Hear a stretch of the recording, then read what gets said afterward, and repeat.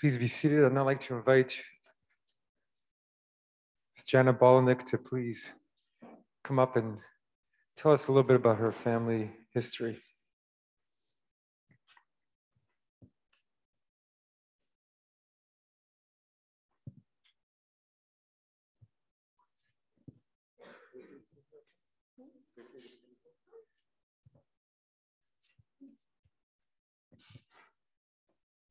Hello, everyone. First, I would like to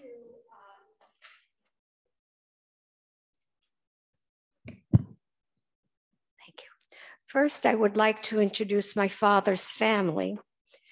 He was one of 13 kids, and these were the names. I just want to remember them today: Sulke, Asher, Shmilke, Menachem, Shmuel, Yankel, Hersh, Simcha, Noach, and the sisters were Surah, Chana, Shena, Bela Mendel. My father was one of 13 kids, and his mother became a widow at a very young age when the grandfather died.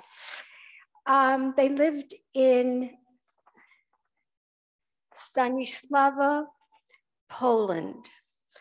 The year is September 6, 1939.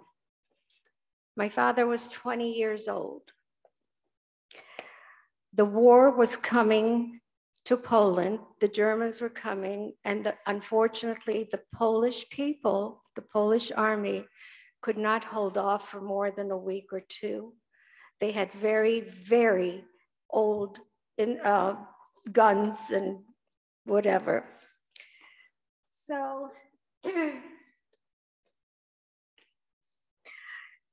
in September of 1938, my father was just 20.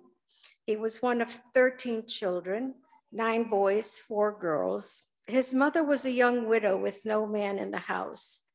She took over her husband's leather factory, providing tops for shoes. In September, when the Nazis were about to march into Poland, my grandmother, Chaya, packed food for all the children, gave them some money, and warned them to run. The boys ran, but the girls refused to leave their mother. Being 20, my father joined the Polish army and was able to do so because he looked like a Shagets. He had blonde hair, blue eyes, and he spoke fluent Polish, which is something that not all the Jews in Poland spoke. No one knew that he was Jewish. That's a secret he kept to himself. Unfortunately, the Polish army had very little weapons, and they had to surrender to the Nazis.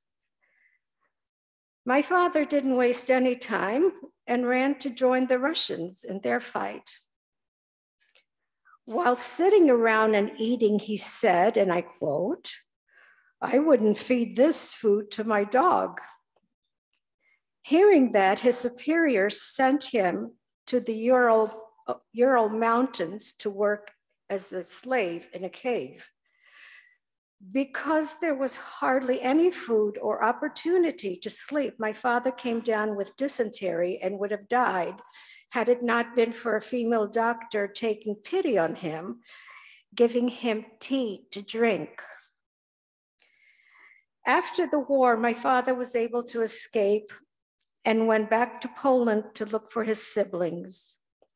He heard from a former neighbor that his younger brother, Noach, who was hidden by a Polish neighbor who was paid by my grandmother, Chaya, gave up Noach for a kilo of sugar that the Nazis gave him.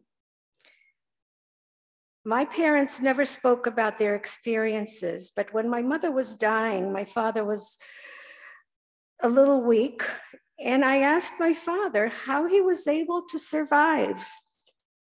And he explained to me that prisoners slept hardly any room between one another. And they used to keep their bread ration behind their neck when they were sleeping, so that if anybody pulled the bread, they would wake up.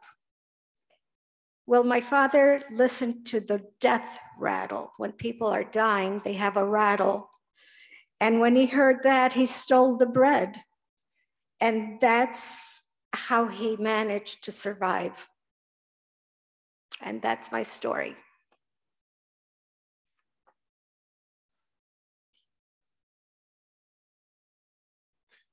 Thank you for sharing with us. Cantor Figa will now share his family story. Well, that's one family, and I had another family, and think about millions of families. Both my parents grew up in Warsaw, Poland, the capital of Poland at the time. And the city was a population of 300,000 people, and 100,000 people in Warsaw, Poland were Jewish. Imagine that. The war started. My father was 20 years old. My mom was about 13 years old. And no, that's not really the picture I wanted to start with, but that's my mother on the right. And she survived with her mother. And next to her is her brother, who did not survive. But I'll get to that later. So my father remembers the day that the Germans attacked Poland and dropped bombs on the city. Imagine being in Chicago, downtown Chicago, and bombs are falling out of the sky from airplanes and blowing up buildings. I think you can imagine it, and it's something horrible is happening in Europe now, in Ukraine. You probably have heard of Ukraine. So there's my father, second from the left. He is surrounded on the outside by his mother and father. They're obviously the older ones. And next to him is his sister. And in a uniform, in a Polish uniform, just like Janet's father, he was in the Polish army. And this is before the war. This is a few years before the war. And then next to the soldier is another brother of my father's. I guess he was my uncle. His name was, I'm named after him. My Hebrew name is Shmuel. And the only survivor in this picture is my father. He knew that he needed to leave Warsaw, and he fled the city. He went to the east, to the Russian side, because the Russians were not the enemy at that time. The Germans were. Let's see another picture. No, that's the end of the story. That's my parents after the war. They met at a displaced persons camp. Let me get back to my father. So he was 19 years old. The war started. He saw German troops marching through the city, and he knew that this was not a place for him to be. And so he fled and went to the east. And eventually the Germans pushed towards the east and took this little town that he was that he escaped to, but he couldn't quite escape because the Germans came there too, and they made him into a slave labor person. He was very good at mechanics, and so he helped the Germans with their jeeps and their tanks and so forth. And one time he got an order from the Germans to take a flatbed truck that had scaffolding around it, and they told him put canvas around the truck, making it to a closed truck instead of an open truck. And then the Germans ordered a group of Jews that they turned that town into a ghetto. And they told them to get on the truck, and they got into the truck, and this is the story my dad told me, that they were in this truck, a covered truck, and then a few minutes later, he heard machine guns going for a few minutes, rat-a-tat-tat-tat-tat-tat. And he knew what had happened. He knew that those people were being murdered. And that's when my dad decided, I've got to fight back. And he was communicating with the resistance fighters in that area. And on one occasion, he managed to escape, and he became, that's the group that he joined. That's the partisan group. And these were young men, some cases boys, and they fought the Germans, the Nazis. And my dad was very good at explosives, and he knew how to make bombs. And he put bombs on railway tracks. And he put the bomb. He got information from the superior army, and he knew that a train of German soldiers and supplies was going to go by on a train. So they went, and he put a bomb under the train, under the rail, so that when the weight of the train went on the rail, it would push down and it would detonate the bomb. So they planted the bomb, and then they went into the forest, and the train would come, and the train would blow up. And my dad would tell me that it was a glorious moment of victory. This is him after the war, and the buildings behind him are the displaced persons camp. And there's a people, the Jews who had lost their families, were given an opportunity to find each other. In many cases, they didn't find each other. They didn't find anybody. But it was a time after the war for people to rebuild their lives. And they got help from charities, from the Hebrew Immigrant Society, which is still in existence, but they're helping other refugees now. So let's see another picture, and I'll talk about that. And I think we have to wrap it up here. But that is my grandfather on my mother's side, my mother's father and my mother's brother. And when the bombs fell in Warsaw, they fled, the whole family, all four of them fled. They went to another city, and then they found out that Warsaw was captured, but it was not being bombed, and it was okay to go back. And my grandfather made the decision to go back to Warsaw. He didn't know what was going to happen. So he went back, and at the last minute, his son, my mother's brother, said, I'm going with father. And that was the wrong choice. They were caught in the ghetto. And if you look down here on his arm, that's the armband. So the Germans took Warsaw and they put a wall around it, and they called it the ghetto. And they made the Jews wear an armband. Somebody was looking at the yellow star over here. And that was the demise of my family. And I wanted to just finish up by saying that when I was your age, this history seemed so long ago, and I had nothing to do with it. It was ancient history, really, but really it was only 10 to 15 years before I was born. And so this is the happy part of the story. Both my parents, my father lost everybody. My mom lost her father and brother, many other relatives, but they met at the displaced persons camp in Germany, and they got engaged, and they got married in Chicago in 1950. and they raised me and my brother in Skokie, and I'm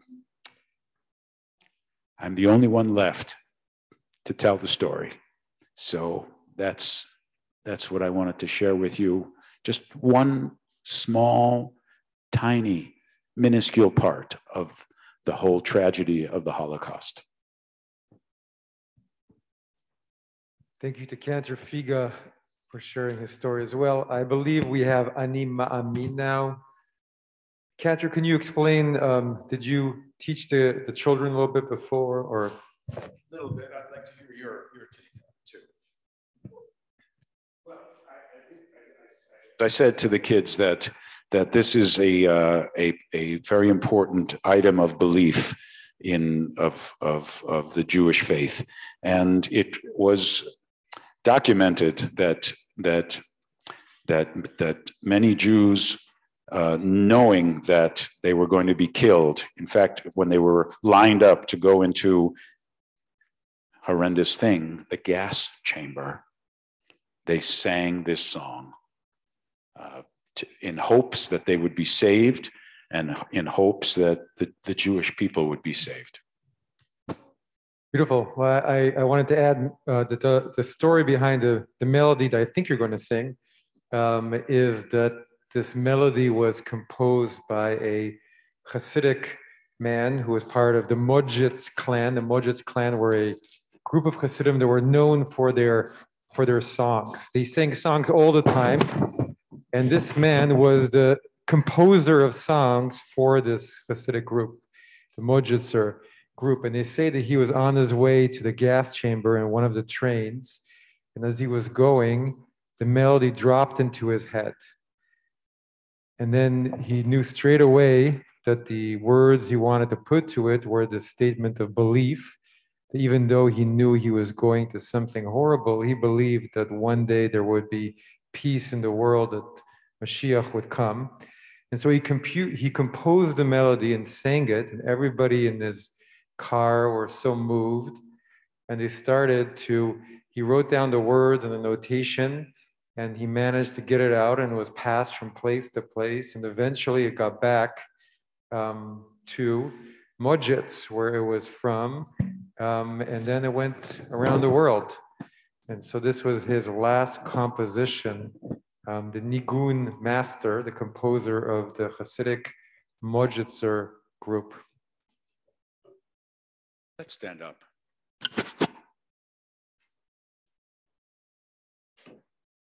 Ani Ma'amin, Ani Ma'amin, Ani Ma'amin,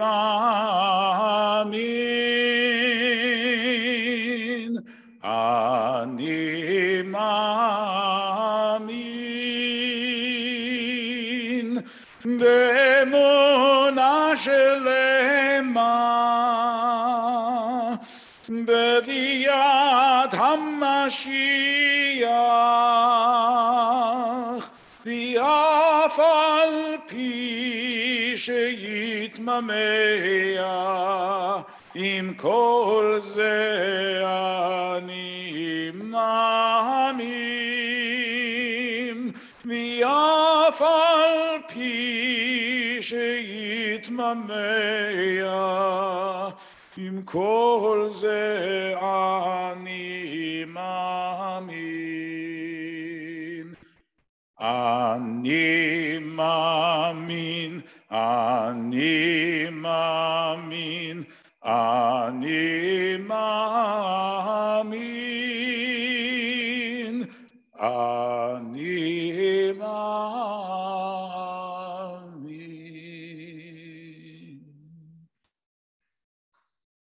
Please remain standing as we conclude our service this afternoon. In memory of the 6 million, we say a Kaddish. Yitgadal v'yitgadash shemei Rabba, ve'alma divra kirutei v'yamlich malchutei, v'chayechon v'yomechon v'chayei dechol Beit Yisrael, בגלה ובזמן קריב ואמרו אמן. יהי שמי רבה מבורך לעולם ועולמי עלמיה. יתברך וישתבח ויתפאר ויתרומם ויתנשא ויתהדר ויתעלה ויתהלל שמי דקודשה בריחו. אלא מן כל ברכתה ושירתה תושבחתה ונחמתה אמירן בעלמה ואמרו אמן. יהי שלמה רבה מן שמיה וחיים עלינו ועל כל ישראל ואמרו אמן. עושה שלום במרומיו הוא יעשה שלום עלינו ועל כל ישראל ואמרו אמן. Thank you. This concludes our service this afternoon. Let us keep in mind over the next 24 hours and think about what happened. Remember those who perished and how we each can be agents to prevent any such occurrence from ever happening again. Thank you for coming.